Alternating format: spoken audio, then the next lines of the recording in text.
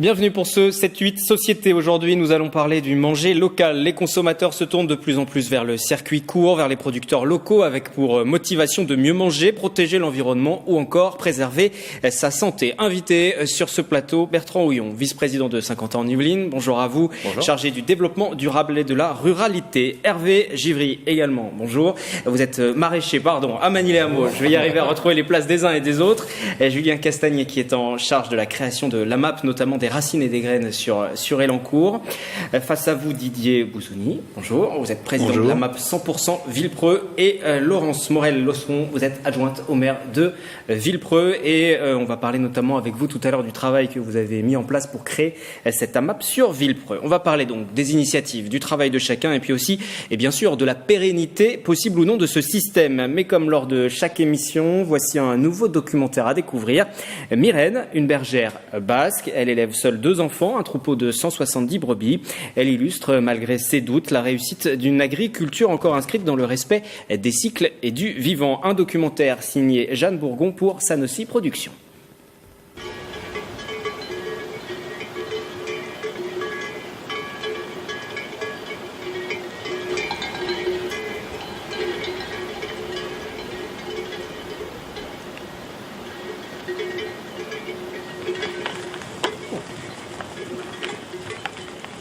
Je doute pas de ce que je fais aujourd'hui même, dans l'année, parce que je sais ce que je vais produire, ce que je vais vendre, ce que je vais avoir comme charge à payer, donc ce que je vais avoir comme revenu. Mais par contre, je doute parce que vu l'évolution des choses de manière générale, c'est très très inquiétant. Et je doute pour l'avenir.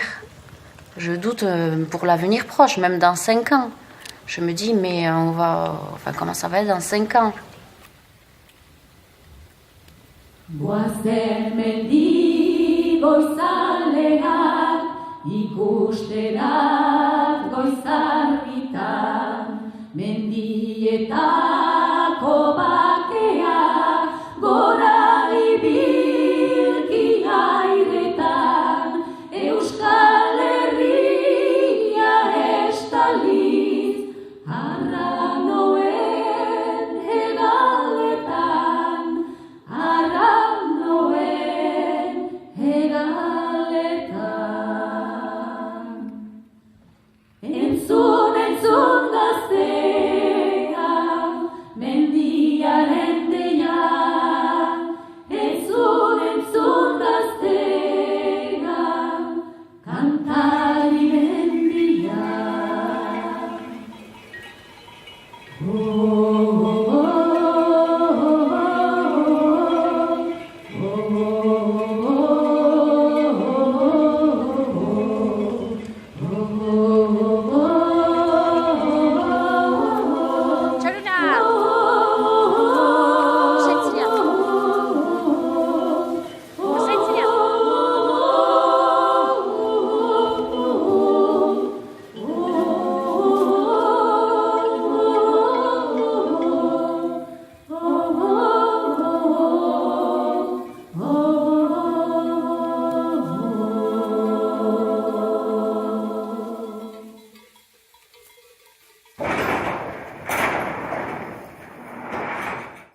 De retour sur le plateau de TV 78 avec nos invités du jour. Ils sont politiques, responsables d'AMAP ou encore maraîchers. Et ils vont nous parler du travail qu'ils mènent au quotidien. Et on va débuter avec vous, Hervé Givry. Vous êtes maraîcher installé à la ferme urbaine à Manille-les-Hameaux.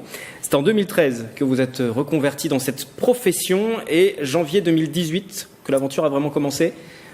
Un peu avant. Parlez-nous un peu de ce parcours, justement.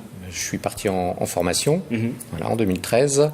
Ensuite, j'ai fait 3 ans de couveuse d'activité avec les Champs des Possibles, qui était avant une association et maintenant qui est une coopérative, auquel je suis rattaché, puisque je suis salarié de la coopérative dans mon activité. Voilà. Et depuis le début de l'année, je suis effectivement à Manille pour produire des légumes pour l'AMAP d'Elancourt et de Guyancourt. Légumes de saison et bio. C'était important de faire du bio. Tout à fait. Ouais. Oui, c'était le sens ma reconversion aussi. Oui, pourquoi avoir choisi cette reconversion aussi? On dit souvent que l'agriculture, c'est plus qu'un métier difficile, mais c'est quelque chose qui vous a... C'était pour mettre en adéquation mes pensées et mes actes. Voilà, ça faisait un moment que ça tournait et voilà. Donc, il me paraissait important de passer à l'acte, voilà. Et vous regrettez pas du tout pour l'instant? Pour enfin des tas de choses et je regrette pas du tout. Non. Alors pour commercialiser, vous en avez parlé, cette production, vous passez par une AMAP, c'est une association pour le maintien de l'agriculture paysanne. Et il y en a à Guyancourt, il y en aura une prochainement encore à Elancourt. Julien Castagnet, comment ça fonctionne une AMAP déjà?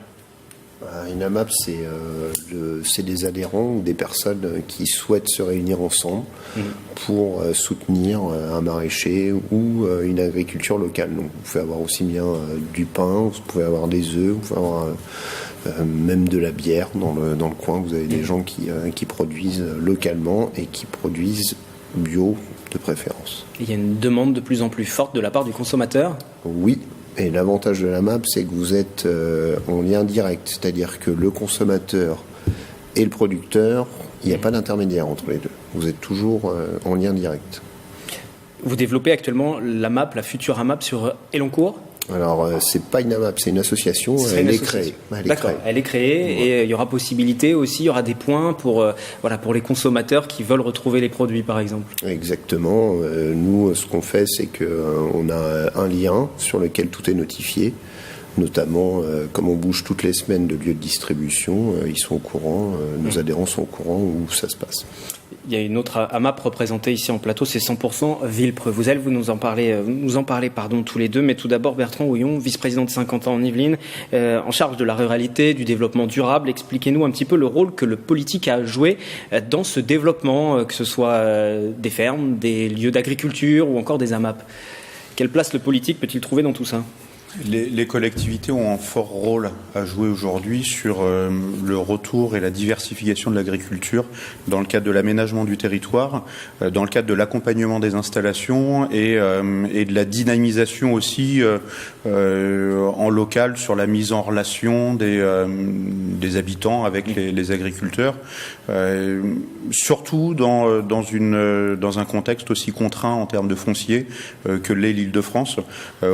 Très concrètement, aujourd'hui, pour l'installation qu'un agriculteur, une agricultrice s'installe sur des nouvelles terres, donc qui a acheté ou loué des terres, quand on sait la pression foncière qui existe dans nos secteurs, c'est quasi impossible.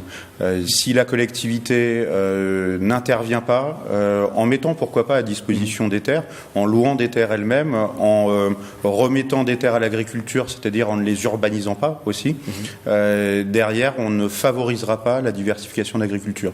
Il faut savoir que sur un territoire comme Saint-Quentin en Yvelines, on est à 90% de terres en céréales. Aujourd'hui, pour faire revenir ou raccourcir les circuits sur la consommation pour les habitants en direct, on mange pas que des céréales. Donc à un moment donné, il faut aussi diversifier cette agriculture. Et c'est pas aujourd'hui, pour le moment, sur les terres céréalières qu'on arrive à prendre. Donc il faut qu'on prenne sur d'autres terres. Le travail des politiques a été nécessaire, l'aide des politiques pour vous, pour votre conversion, pour développer votre espace agricole ou encore pour la MAP? Oui et non. Au début, non, on se débrouille tout seul. Et au final, oui, puisque pour l'installation, moi, je suis allé m'installer à Manille-les-Hameaux. Qui est votre commune également, je le reprécise, vous en êtes le maire. Voilà, où il y a un projet justement d'installation de plusieurs agriculteurs. Voilà, et il y a actuellement la construction d'un bâtiment pour pouvoir stocker les légumes, le matériel, enfin qu'on puisse travailler dans des conditions correctes. Et puis sur Saint-Quentin en Yvelines, récemment, il y a eu un séminaire sur le manger local. Justement, je vous propose de revoir ce reportage que nous y avions consacré. Le territoire de Saint-Quentin en Yvelines est composé à 21% d'espaces agricoles. À l'occasion du séminaire du manger local, une convention annuelle d'objectifs a été signée. On est sur un objectif de pérenniser l'agriculture qui existe déjà sur le territoire, de l'aider à une transformation vers plus de local, de conversion aussi vers beaucoup plus de respect en termes environnementaux, et aussi donc quand c'est possible de pouvoir favoriser les installations pour une diversification. 32 exploitations agricoles interviennent sur le territoire de Saint-Quentin-en-Yvelines, mais certains agriculteurs sont inquiets et espèrent beaucoup de ce séminaire en présence des acteurs locaux. On vit dans une région où on voit l'urbanisme prendre du terrain agricole, mais à contrario, nous, on a du mal à faire nos bâtiments.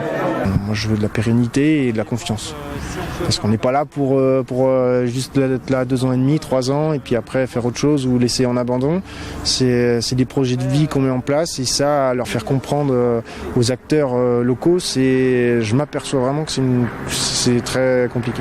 Clément produit une 50aine de paniers pour la MAP locale 100% Villepreux, qui a pour vocation de soutenir l'installation des agriculteurs dans leur activité. On a plus de 115 ou 119 familles qui viennent, qui se fournissent par ce biais-là, tantôt sous forme de contrat hebdomadaire, tantôt sous forme de contrat bimensuel. Les AMAP, associations pour le maintien d'une agriculture paysanne, permettent une vente directe sans intermédiaire entre le producteur et le consommateur. 100% du montant du panier est reversé aux paysans. Le 7-8 Société se poursuit avec aujourd'hui cette thématique autour du manger local. On a entendu parler, on vous a vu dans ce reportage également, sur la map de Villepreux. Quelle a été la motivation déjà pour lancer la map? Comment ça s'est passé? Il y avait une volonté politique et vous avez aidé, ou c'est l'inverse? Non, il y avait une volonté politique, c'est vrai. Clairement. Déjà, c'est pas un hasard que ça se soit fait à Villepreux, dans la mesure où nous avons un territoire qui est très majoritairement agricole, 65% de la commune est en terre cultivée, donc ceci explique cela. Déjà aussi, on bénéficiait d'une situation où il y avait énormément de bio. Sur l'ensemble de l'agglomération, on est à peu près à 8% de terres en bio. À Villepreux, on est à plus de 22%, et ce depuis plusieurs années déjà. Donc on bénéficiait de ça. Et en fait, par un hasard des circonstances, j'ai rencontré 2 jeunes agriculteurs qui venaient de s'installer sur la commune. Et là, tout de suite, je me suis dit qu'on tenait quelque chose, un filon, parce que c'est une ville qui s'agrandit. On est passé à 11 500 et bientôt 13 000 habitants. Je savais très bien que les familles, il y a vraiment un goût pour ces circuits courts, pour manger local, manger bon. Et donc, quand ils m'ont expliqué tous deux qu'ils souhaitaient vendre uniquement via des AMAP, je leur ai dit, écoutez, banco, pour l'une, elle était déjà en activité, elle produisait des œufs bio, donc je lui ai simplement demandé si elle avait encore un volant de production disponible, ce qui était le cas. Donc en fait, la première rencontre a eu lieu en février 2016, et les premières distributions d'œufs, à l'époque on faisait ça dans des commerces de la ville, qui nous prêtaient leurs locaux de façon très gratuite. Ça permettait aussi de faire connaître les commerces de la ville.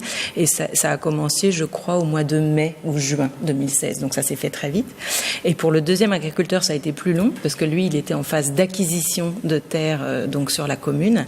Et là, vraiment, les adhésions des AMAPiens et le soutien financier, parce que dans le système de l'AMAP, ce qu'il faut bien expliquer aux gens, c'est que en amont de la récolte des paniers, les adhérents règlent directement à l'agriculteur l'ensemble de leur contrat annuel ou voilà. Donc voilà, ils payent d'avance. Donc c'est bien pour ça qu'on dit que c'est pour le maintien de l'agriculture paysanne, parce que pour eux c'est vraiment une pérennisation de leur leur rentrée financière sont sécurisées. Donc grâce à ça, même s'ils n'avaient pas encore produit, ça lui a permis de passer au travers des fourches codines, je dirais, des banques, de la SAFER, et on a vraiment accompagné, moi en tant qu'élu, et puis après l'association qui s'est créée, parce que c'est vrai qu'après sur le territoire, c'est grâce à des bénévoles que l'association fonctionne au jour le jour. Mais disons que ce qui est sympathique dans une AMAP, c'est que vraiment c'est la conjonction, c'est le point de rencontre de différentes dynamiques. Il y a la dynamique des consommateurs, des clients, on va dire, consommateurs, on dit maintenant, il y a la dynamique des bénévoles de l'association, il y a les agriculteurs et il y a les politiques. Et en fait, comment dire, quand tout ça se conjugue, nous, on a eu un petit alignement des planètes, mais... Alors, quel résultat, justement, pour l'AMAP jusqu'à présent sur Villepreux? Ce qui est extraordinaire, c'est que... Et on y propose quoi dans cette AMAP aussi, on peut peut-être préciser? Pour l'instant, ça, c'est en train de se développer. Donc la base, c'est quand même le travail du maraîcher, qui nous fournit des légumes. On a aussi donc Florence Morlière, qui nous fournit du miel, des fruits rouges et des œufs. Tout récemment, donc, on a fait des contrats avec un meunier boulanger. Donc ça, c'est assez extraordinaire. C'est quand même assez rare parce qu'il se trouve qu'il y a des parcelles céréalières qui sont déjà cultivées en bio depuis des années. Et ce jeune meunier boulanger, donc, qui est aussi une personne qui est en reconversion, achète le grain, fabrique lui-même sa farine et ensuite fait son pain. Donc, et après, le blé provient de Villepreux. Et on est vraiment hyper local, quoi. Voilà. Et après, ça n'empêche pas qu'il y aura d'autres possibilités. Sur le territoire, il y a aussi un producteur de pommes et de poires. Donc voilà, tout ça, c'est tout un tas de choses à développer, mais qui sont extrêmement chronophages pour les bénévoles. Il y a un échange entre les AMAP qui sont proches les unes des autres, par exemple, ou est-ce qu'il y a une concurrence? Je sais pas. Non, c'est pas en concurrence. Généralement, on travaille soit en inter-AMAP sur certains gros dossiers. Par exemple, il y a des collectifs qui se sont montés qui s'appellent Ski Pousse. C'est différents acteurs qui soient adhérents de différentes associations ou même des personnes eux-mêmes. Sur des gros dossiers, on peut travailler en adéquation tous ensemble. Et il y a une volonté aussi de s'élargir peut-être à d'autres agglomérations aussi, de développer ce système-là, d'élargir un peu vers Versailles par exemple, ou pas trop, on reste sur des circuits courts, mais du côté politique. C'est des actions citoyennes qui se mettent en place. Il existe déjà d'autres AMAP autour de notre territoire. J'en connais une par exemple sur le plateau de Saclay, puisque c'est proche forcément de là où j'habite, sur Manille-les-Hameaux. Mais il y en a d'autres un petit peu partout, c'est en train d'essaimer, tant mieux. Maintenant, la plus grosse difficulté pour ce système finalement de lien entre producteurs et habitants, c'est de trouver la production et de trouver maintenant la diversité de la production. On a un certain nombre de maraîchers qui se sont installés, d'autres producteurs qui s'installent. Par exemple, aujourd'hui, pour trouver de la viande bovine dans notre secteur, c'est plus compliqué. Et puis ensuite, pour trouver ne serait-ce que des œufs, ça devient compliqué aussi, puisque on n'a pas les productions nécessaires, les productions nécessaires pour pouvoir répondre aux besoins de nos consommateurs qui sont ici. Donc c'est toute cette diversification. Alors il y avait un mot pendant le séminaire qui avait été donné par un professeur d'AgroParisTech qui est la densification de l'agriculture. Cette densification, c'est tout simplement sur un même territoire d'avoir plus de production, plus de diversité de production pour pouvoir mieux répondre justement aux besoins des habitants. Et là, c'est un vrai enjeu aujourd'hui. On parle donc du manger local. Je vais tout de même préciser qu'il y a ce guide qui a été édité par l'agglomération de Saint-Quentin en Yvelines qui permet de retrouver justement les adresses des AMAP, rencontrer les maraîchers aussi, les producteurs locaux. Vous saurez qui ils sont, ce qu'ils font et où trouver leur production. Je redonne ces quelques chiffres. À Saint-Quentin en Yvelines, 21% des terres sont agricoles, 32 exploitations, 15 AMAP. Ça représente 28 emplois locaux tout de même. On peut aussi le souligner. On va parler aussi de la pérennité de tout ça. Juste après ce reportage consacré à un autre maraîcher, c'est Robert Pires, lui aussi est maraîcher à Manille-les-Hameaux et lui aussi s'est reconverti en 2014 et nous étions présents lorsqu'il avait livré ses premiers paniers de légumes. Reportage. Le terrain a déjà bien changé. En ce début du mois de juillet, Robert Pires cultive salade, chou-rave, courgettes ou encore tomates. En février dernier, ce maraîcher avait vu son installation prendre forme avec l'aide de plusieurs bénévoles. 5 mois plus tard, il propose déjà des produits. Je crois que tout le monde est content. Enfin, moi, en tout cas, je le suis. Et les retours que j'ai des gens aussi, dans l'ensemble, ils aiment le goût des légumes. Donc ça tient pas à moi. Ça veut dire que la terre répond bien. Ils ne sont pas gros, mes légumes, parce que j'ai une problématique d'arrosage très limitée. Mais du coup, le goût, lui, il est pas mal. Et on est assez content. Et la quantité, je crois que c'est bien aussi. Actuellement, Robert Pires fournit 2 AMAP, l'une à Manille-les-Hameaux, la seconde dans le 18e arrondissement de Paris. Il livre une 40aine de paniers chaque semaine. Bon, faut être un peu lapin, hein, mais moi j'aime bien. J'ai démarré de manière précaire, on va le dire, pour pouvoir démarrer vite. J'arrose soit à l'arrosoir sur des petites surfaces cultivées, soit au goutte à goutte, uniquement. Et donc je ne peux pas beaucoup arroser, je ne peux pas beaucoup mouiller mes plants, mais du coup c'est quelque chose qui pour l'instant je l'ai remarqué est gérable, même depuis plus d'un mois où il n'y a quasiment pas eu d'eau. Simplement ça ne me permettra pas de grandir la surface exploitée pour augmenter le nombre de paniers et en faire quelque chose de rentable en quelque sorte, qui permette de tirer un revenu. Actuellement, vous vivez de votre exploitation ou pas ? Non, parce que je cherche d'abord en fait à pérenniser mon activité, c'est-à-dire donc j'achète ce dont j'ai besoin. Donc aujourd'hui mes revenus sont entièrement réinvestis dans ce qui est achat, dans ce qui est investissement, sur du matériel, plutôt du petit matériel, mais tout de même. Donc aujourd'hui je cherche pas forcément à en vivre, en tout cas pour cette année. En plus, j'ai démarré en milieu d'année, ce qui n'est pas une année complète, donc c'est difficile de dire je vais pouvoir tirer un revenu tout de suite. Pour améliorer la gestion de l'eau, un chantier pour acheminer celle de la ville va être lancé d'ici la fin du mois de juillet. Robert Pires cultive pour le moment près de 8000 m² de terrain. Sur l'année, il peut proposer une 40aine de légumes de 80 variétés différentes. Le 13 mai dernier, il livrait pour la première fois la MAP manicouase.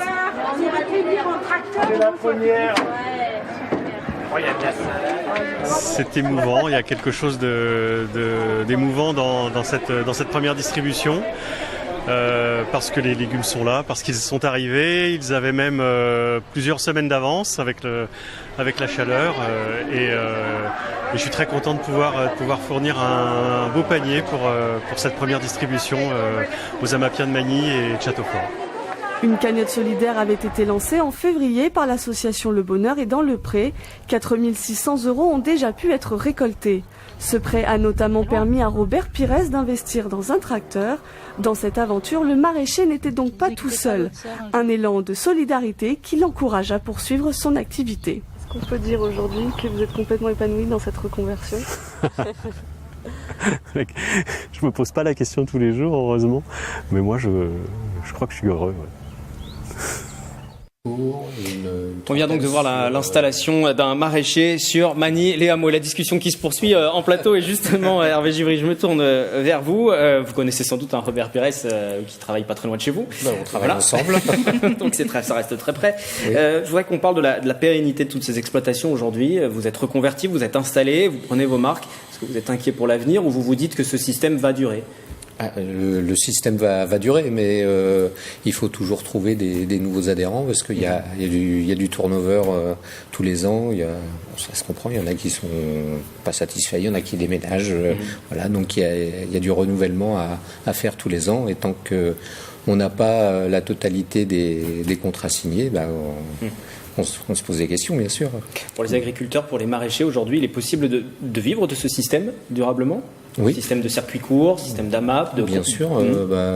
Moi, j'étais en formation chez un maraîcher qui, ça marchait très bien pour lui. Et puis il y en a d'autres en Île-de-France pour qui ça fonctionne. Mais c'est le temps de lancer la machine, on va dire. Moi, je commence, je suis un débutant et donc du coup, c'est pas encore tout à fait installé. Quand vous dites que vous êtes un débutant, ça a été difficile d'aller dans les champs le premier jour ? Non, pas du tout. Non, c'est un plaisir. Il y a pas de souci. Mais voilà, c'est un changement de vie et effectivement, faut s'adapter. Mais c'est avec plaisir. Il y a de plus en plus tout de même néanmoins de demandes. Combien d'adhérents dans les différentes AMAP justement déjà sur votre secteur et puis après sur le de ville ? Nous, on doit être 35, je pense. Juste pour les contrats maraîchers. Après, comme c'est une association, on a différentes choses. D'accord. Sur celle de chez nous, ça s'est fait très très vite. C'est monté en charge très vite. Là, on est à 103 et on va sûrement arriver à 150 d'ici mai. Avec des adhérents qui restent. Il n'y a pas trop de turnover. Il y a de plus en plus de monde. Pour l'instant, on ne sait pas, parce qu'on est dans nos premiers 6 mois, mais d'après le sondage que j'ai fait auprès des adhérents, il y aura peu de turnover. Et on a beaucoup de gens en liste d'attente. En fait, c'est le système, ce système, comme vous ne pouvez pas intégrer les personnes volontaires au flux des semaines tout au long de l'année. En fait, on clôt les inscriptions. Après, l'agriculteur calcule ses semences en fonction du nombre de paniers qu'il a à fournir. Et puis après, il réouvre les inscriptions et donc pendant ce laps de temps, il y a des gens qui continuent eux à s'inscrire. Et donc nous, par exemple, on a des listes d'attente vraiment très très importantes. Et après, c'est vrai que c'est rassurant pour le maraîcher d'avoir des gens en liste d'attente. Parce que si jamais des gens partent, au moins il y en aura d'autres qui vont arriver. Parce que moi, j'ai déjà 7 ans d'expérience dans une autre AMAP ailleurs, et je dis il faut être vigilant. Enfin, c'est à l'AMAP d'être vigilante parce que c'est quand même une économie qui est assez fragile. Et l'important, en fait, il faut absolument que ça soit donnant-donnant. On va dire, vous achetez votre panier, mais d'un autre côté, il faut que le maraîcher puisse vivre décemment de son travail, quoi. Ça fait partie de la charte des AMAP d'ailleurs. Et justement, les particuliers, au niveau des tarifs, combien ça coûte déjà ? C'est très intéressant parce que dans la mesure où vous sautez un intermédiaire commercial, l'association, elle n'a aucun, elle ne se prend aucune marge sur les paniers en fait. Donc en fait, les gens adhèrent à l'association. La plupart du temps, c'est une dizaine d'euros à l'année, et ensuite le règlement que les AMAPiens font, c'est en direct vers le producteur. Donc nous, si j'en juge de notre expérience à nous, quand les personnes viennent récolter leur panier, c'est l'équivalent à chaque fois de 2 grosses cagettes de légumes. Donc il y a en moyenne 15 à 18 kilos de légumes en bio, et chaque panier, le tarif qui a été fixé par l'agriculteur est de 23 €. Alors montrez-moi une enseigne bio qui fait, voyez. Donc c'est pas seulement un truc écologique, voilà. C'est pour les familles. Aussi, à partir du moment où elles font l'effort, c'est vrai, et de payer en amont. Ça, c'est un premier effort. Et le deuxième effort, c'est aussi le côté participatif. Mais personnellement, je trouve aussi que c'est l'aspect sympathique de la chose, c'est qu'il faut aussi donner de son temps. C'est-à-dire que ça fait partie de l'engagement de la personne qui souscrit. Il va falloir qu'elle participe à des distributions, qu'elle aide à constituer des paniers, tout ça. Oui, on n'est pas consommateur donc, et pas uniquement consommateur. Mais je vous assure que c'est, je conseille à toutes les personnes qui ont un petit coup de mou en cette période hivernale d'aller à une distribution d'AMAP, parce que c'est formidable. Vous discutez avec votre producteur, ça a du sens, quoi. Je veux dire, de tout de suite de savoir tiens, il y a moins de carottes là maintenant, pourquoi, et c'est directement le producteur qui vous explique pour quelles raisons, et ci et ça. On a beaucoup de familles qui viennent avec leurs enfants. Ça a du sens. C'est aussi pour ça que vous avez fait cette démarche en tant que maraîcher. C'est aussi pour avoir du contact avec les consommateurs, échanger avec eux. Bien sûr. Oui, c'est important. Moi, je suis toujours à la distribution toutes les semaines pour répondre aux questions s'il y en a, et puis expliquer un peu ce qui se passe, les aléas quand il y en a, et puis pour les enfants aussi, parce que moi aussi j'ai des enfants, donc c'est un ensemble de choses, voilà. Et moi, ce que je pourrais rajouter aussi, ça met plus en phase les gens avec l'évolution des saisons. Parce qu'on voit quand vous êtes en ville, vous êtes un peu hors sol, vous vous rendez pas compte du changement de temps. Mais là, vous voyez que là, on est dans la période des panais. Après, il y aura des carottes. Après, il y aura des courges. Quel légume correspond à quelle saison, et c'est très bien pour les enfants aussi. Bien sûr. On découvre des légumes aussi. Oui, on découvre. Ça, je suis d'accord. On redécouvre des légumes, et puis en même temps, à un moment donné, il va falloir qu'on apprenne à se dire que en plein hiver, ici dans notre région, on mange pas des tomates, et que des tomates, ça pousse pas sous un cellophane dans une cagette, dans une barquette en plastique, même bio. Voilà. À un moment, il faut aussi revenir vers la réalité des choses. Parfois, c'est un peu dur. Hein. Moi-même, je suis adhérent de l'AMAP depuis presque 10 ans maintenant. La première année, quand on se retrouve avec des pommes de terre, des choux l'hiver, on change un petit peu son mode de consommation. Mais c'est aussi la responsabilité de tout le monde, et c'est juste la réalité des choses. Et ça, en connaissant directement les producteurs, ça permet permet de revenir sur ces réalités. Il nous reste juste quelques minutes avant de conclure cette émission et j'aimerais revenir sur une thématique dont on parlait juste pendant que le reportage était diffusé. Vous attiriez mon attention sur le fait de l'attribution des territoires et vous aviez rebondi juste derrière.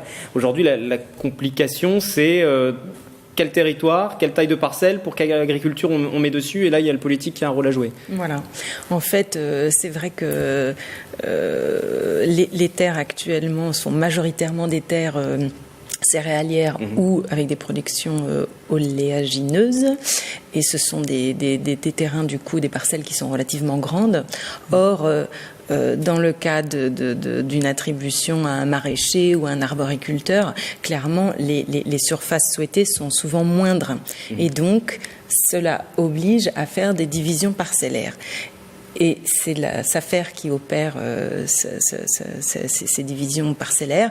Et c'est vrai que à ce niveau-là, je pense que les politiques ont vraiment tout leur rôle à jouer pour favoriser cela, parce que c'est vrai que ça fait du coup une agriculture plus vivante, certes avec des lopins plus petits, mais ça veut dire que chaque lopin va être, attribué à un maraîcher, à un agriculteur. Donc ça fait vraiment une agriculture de proximité. On parle d'agriculture périurbaine, beaucoup plus dense et beaucoup plus peuplée. Voilà, c'est quelque chose qu'il faut vraiment accompagner. Et sur lequel vous intervenez aussi en tant que politique. C'est tout l'objet du plan local de développement de l'agriculture locale et des circuits courts qu'on débute à 50 ans en Yvelines. C'est tout l'objet aussi de mon engagement à 50 ans en Yvelines, à savoir de réussir déjà à pérenniser les agriculteurs qui sont déjà sur le territoire, céréaliers ou autres types de cultures, qu'il puisse y avoir un certain nombre de conversions de terres vers une meilleure prise en compte aussi de l'environnement, mais qu'on puisse favoriser cette diversification. Alors il y a un certain nombre d'outils qui existent, qui doivent être utilisés, mais la base c'est le politique. C'est-à-dire qu'à partir du moment où on a des terres qui sont publiques, derrière c'est nous, donc en tant que citoyens, qui devons maîtriser ces aménagements et qui devons permettre au fil du temps d'avoir ces transformations de territoire pour avoir cette fameuse densification d'agriculture qui puisse répondre aux besoins directs des habitants et relocaliser finalement la production. C'est essentiel aujourd'hui. Merci à tous les 5 d'être venus témoigner, échanger sur cette problématique du manger local. Je rappelle ce guide qui a été édité par l'agglomération de Saint-Quentin en Yvelines, qu'on peut retrouver auprès de leur service et puis sur leur site internet aussi. C'est la fin de ce 7-8 Société. À revoir sur tv78.com et puis sur notre application mobile. À très bientôt.